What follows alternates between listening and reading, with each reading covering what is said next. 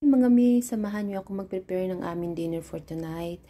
So, ayan, nilabas ko na yung chicken at saka hiwa-hiwaan ako ng onions, garlic. Kasi yung ulam na lulutuin ko ay adobo. Tagal na rin kami hindi nakakain ng adobo. So, naisip ko magluto ng chicken adobo. So, ayan, hiniwa-hiwa ko talaga yung garlic at saka yung onions. At hindi na rin ako naglagay ng ginger kasi wala kaming ginger. Hindi ako, naubos na yung ginger namin. So, hinugasan ko muna ngayon yung chicken. Yan, hinugasan ko muna siya. At saka ito naman yung isa kong anak. Kinukulit niya ako. Gusto niya kasi daw uminom ng vitamin C. Yung vitamin C kasi, nagbigay na ako sa kanya sa umaga, tapos ngayon kasi gabi na, so gusto niya naman uminom pa ng isang vitamin C. Sabi ko hindi, sa isang araw, isang bihis ka lang dapat uminom ng vitamin C kasi hindi maganda pag nasobrahan ka ng vitamin C, sabi ko sa kanya. So hindi talaga mapigilan, kinukulit niya pa rin talaga ako. Gusto niya daw talaga uminom ng vitamin C, so hinayaan ko na lang muna siya dyan na magdaldal at ako focus ako sa pagluluto ng ulam namin. So, ayan. Hindi talaga siya dyan talaga sa hinahag niya pa ako niyan. Nilalablab-lablab pa niya ako niyan kasi gusto daw niya lang. Ganyan siya. Pag meron siyang gusto, sweet siya sa'yo kasi nga gusto niya. Pag gusto niya makuha ka agad. Kaya, naglalambing siya. Pero sa akin, hindi pwede yung ganun. Kasi isang beses lang dapat minom ng vitamin C. Yung vitamin C niya kasi yung pastel. Yung pastillas yung yung malambot, yung parang candy, yung ganun. Kaya nagustuhan niya yung vitamins na yun. Yung sa nature, basta sa nature, yun na yun. So, ayan. So, nagbukas naman siya ng ref. Naghahanap siya doon ng pwede niyang, mangunguya. Tapos yun, sinamahan ko siya, hinihila niya ako punta doon sa CR at mag-CR siya. So, ayan, tinulungan ko siya. So, ayan, ito naman, hinahalo ko yung chicken, nilagyan ko na ng soy sauce. Tapos, pagkatapos niyan, lagyan ko pa ng suka. Tapos, pagkatapos niya ng suka, hinalo ko siya ulit. At tapos, hinila naman ako ng anak ko. May gusto kasi siya. Ako sa CR kasi umiiyak siya. So sabi ko sa kanya huwag siyang umiyak kasi big girl na siya. So ayan, balik tayo ulit. So nilagyan ko na ng tubig yung iluluto kong adobo, baka kasi maubusan ng sabaw. So nilagyan ko siya ng isang cup na tubig. Tapos pagkatapos niya nilagyan ko ng pineapple chunks para medium naman manamis-namis. So pagkatapos niya hinalo ko. Tapos, ayan, tumakbo na naman ako. Tumakbo ako kasi narinig ko yung anak ko na isa, yung maliit ko, yung bunso ko. Narinig ko na umiiyak. So, dali-dali ako pumunta ng kwarto at kinuha ko siya at baka naman kasi mahulog. Wala kasing, yung sahig, wala kasing fence yung namin higaan. So, syempre, karga-karga ko siya habang hinahalo ko yung manok. Tapos niyan, tinikman ko yung kung okay na ba. Tinikman ko yung niluluto ko. So, tapos niyan, mag-iinit ako ng yung leftover namin na ulam kagabi. So, initin ko siya kasi sayang naman, diba? Ganon din po ba kayo yung mga leftover nyo na ulam nung kinagabihan, iinitin nyo ulit para kainin. Ganon kasi ako, kasi sayang, diba? Ang mahal kaya ng bilihin ngayon. Ano ba? Kailangan natin magtipid kung ano yung ulam na pwede pang makain, kainin. Kaya talaga, kailangan talagang magtipid. Ang mahal ng bilihin ngayon. So, yan. Balak ko siyang ilagay sa wokr. So, actually, umiiyak siya dyan habang nilagay ko siya sa wokr.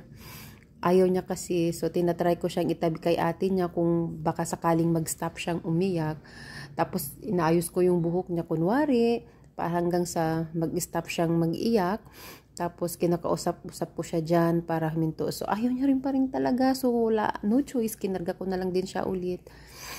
Kinarga ko na lang ulit si baby. Tapos niyan, so, Ayan, karga-karga habang nagpupulas ako ng misa, karga ko siya. Tapos niya habang sa paghahalo ng ng niluluto ko na adobo, karga-karga ko siya. Ang hirap pero masarap. Tapos nung nag-request naman yung pangalawa kong anak na gusto niya ng choco milk. Yung milk niya talaga, actually kasi hindi kasi siya picky eater kasi yung anak ko, kaya hindi ko na-stop yung paggagatas niya. Mahirap naman kung i-stop ko yung paggagatas niya tapos hindi siya masyadong kumakain ng kanin. Kaya yan. Continue pa rin yung pagmi-milk niya, kaya wag niya akong i-bash mga moms. Iba-iba kasi yung situation natin, at iba-iba din kasi yung mga ugali ng mga anak natin. So ayan, naluto na rin yung niluluto ko, at tapos niyan magdi-dinner na kami. Tapos nauna na kumain yung asawa ko kasi gutom na siya, kasi alam nyo yung trabaho niya sa umaga, kasi minsan hindi ko na na-prepare yung breakfast niya kasi syempre yung puyat ako, tapos minsan late na natutulog yung dalawa kong mga chikiting. Ganun talaga yung nila routine minsan sa gabi. Pero minsan naman maaga ako nagigising, nakakapag-prepare ako ng breakfast ng asawa ko. Kaya minsan yung asawa ko pag umaalis ng bahay, kape na lang talaga iniinom niya. Tapos ayun, pasok na siya sa kanyang work. Tapos yun, lunch na lang siya kakain. Pero sa lunch naman, sa labas siya, sa restaurant kumakain, sa company, ganun. Tapos niyan, dinner, sa bahay na siya kumakain. Dinner na talaga ako nagluluto ng ulam, kasi dinner lang kami magkasama, salo-salo. So ayan, kumakain kami. So ito naman yung isa kong anak, yung bunso ko. Gusto niya na rin kumain. So sinusubuan ko siya ng kanin lang yung sinusubo ko diyan. Hindi ko siya sinusubuan ng ulam, kanin lang talaga. Tapos hinihila niya yung plate. Medyo maano na rin yung bunso ko. Medyo malikot na rin siya. Tsaka yung ayan, inaabot niya yung kanin, yung plato, inaabot niya. So ayan, ito lang, ang sarap lang ang sarap lang sa pakiramdam. So ito naman yung panganay ko. Nagising na siya. Actually kasi kagabi late na rin siya nakatulog. Nung isang gabi late na siya nakatulog, tapos maaga pa yung gising niya. So pagdating niya ng school, natulog siya, nag-charge siya. So habang kumakain kami, ito naman yung pangalawa kong anak, nandoon nanonood ng TV. Kahit niyaya ko siyang kumain ng dinner, ayaw niya talaga. So kaya nga, binigyan ko na lang siya ng milk, kasi alam ko yung style niya, hindi talaga siya kakain ng dinner.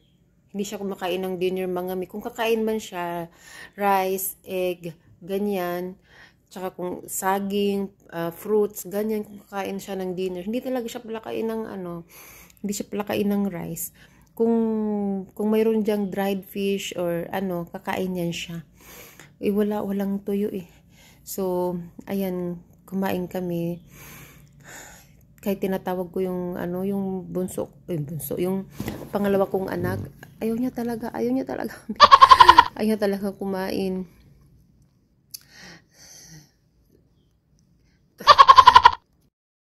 So yun, naglalambing siya saglit, yung pangalawa ko. Actually yung pangalawa kong anak, malambing talaga yan siya sa amin ng apa niya. Kaso ayaw niya lang talaga kumain. Ang arte niya. Joke. So, ayan. So, patuloy lang kami sa aming pagkain. At saka, maraming salamat sa suporta ninyo, mga mi. At more blessings sa atin, and God bless. Mag-ingat tayo lagi. See you in our next vlog.